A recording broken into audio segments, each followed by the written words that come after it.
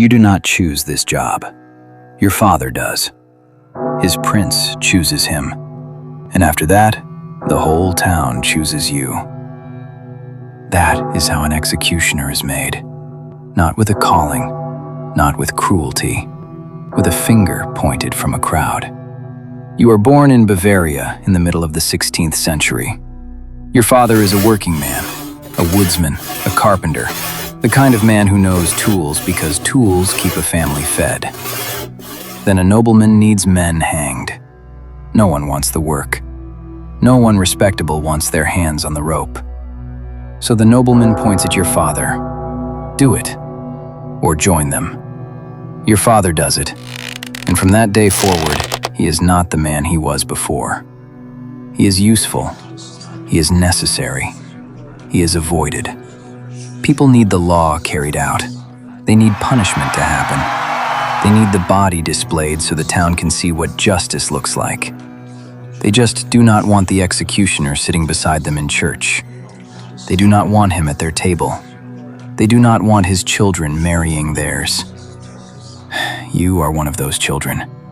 Your name is Franz Schmidt. But before anybody remembers the name, you learn the position. You learn the tools, the rope, the sword, the wheel, the way a crowd changes when a condemned person appears, the silence before the sentence, the noise after. You learn that a clean death is considered mercy.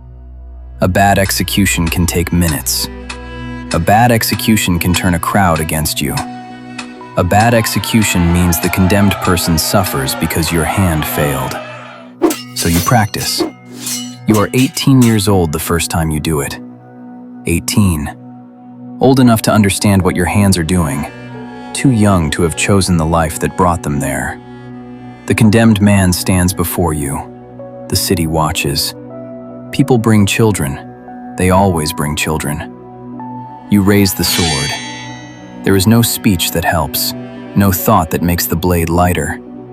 You do what you were trained to do. Then you write it down. Date, place, name, crime, method. You write it because the city has records. You write it because the law needs memory. You write it because if you do not keep the names, then you become only the hand. Over the next 44 years, you execute 361 people. You also carry out hundreds of lesser punishments, floggings, amputations, public shaming, pain measured in law. At first, your diary reads like a ledger. Executed with the sword, hanged, broken on the wheel, drowned. The entries are short because short entries are easier to live with.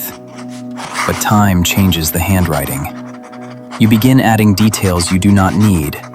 A woman's age, a man's hometown, a beggar's condition, a condemned person's family. Why would you record these things? The court already has what it needs. The city already has its sentence. Maybe the extra details are not for the city. Maybe they are for you. There is a young woman sentenced for killing her newborn child. The law has words for her. The crowd has words for her. You write more than the crime. You write poverty. You write abandonment. You write the father who vanished. You write that she wept. Then you carry out the sentence. There is a man whose guilt troubles you. The evidence is thin. The confession came through torture, and torture is legal. Common. Accepted. You know the system you serve can produce truth. You also know it can produce the sound people make when pain becomes too much. You write down the doubt. You record it carefully. Then you carry out the execution. That is the part nobody wants to sit with. You are not a monster in the way people want monsters to be. You are not laughing. You are not eager.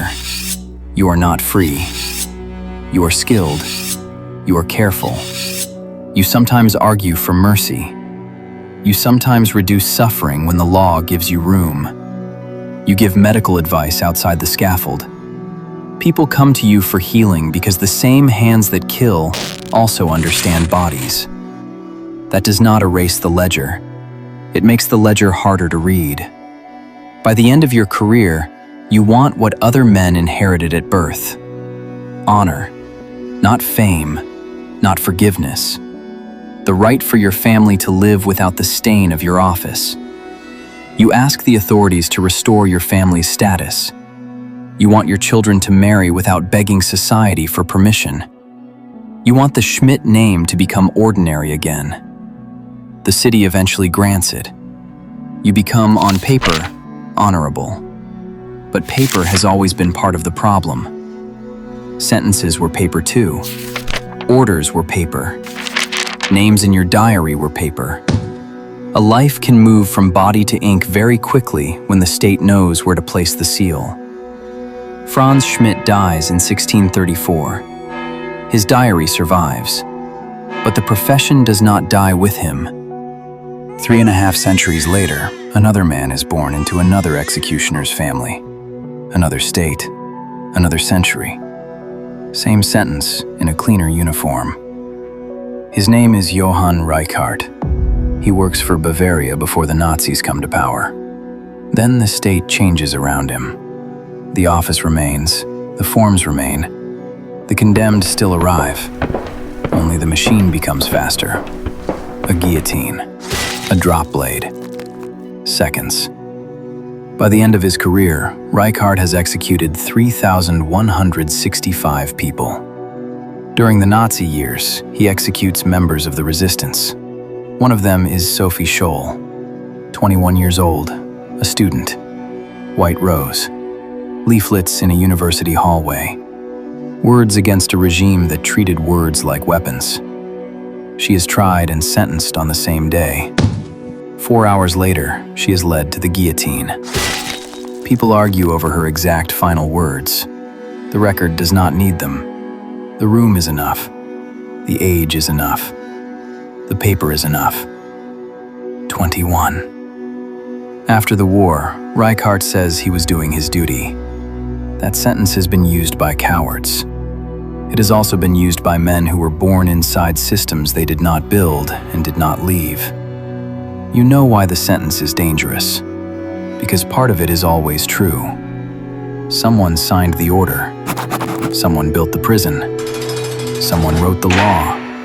Someone brought the condemned to the room. Then someone placed their hands where the state told them to place their hands. For Franz Schmidt, the state was a 16th century city that punished thieves, murderers, women accused of infanticide, men accused under torture. For Johann Reichhart, the state became a machine that killed students for paper.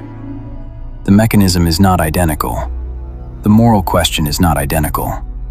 But the room has the same shape. A condemned person, a legal order, a man paid to make the sentence physical.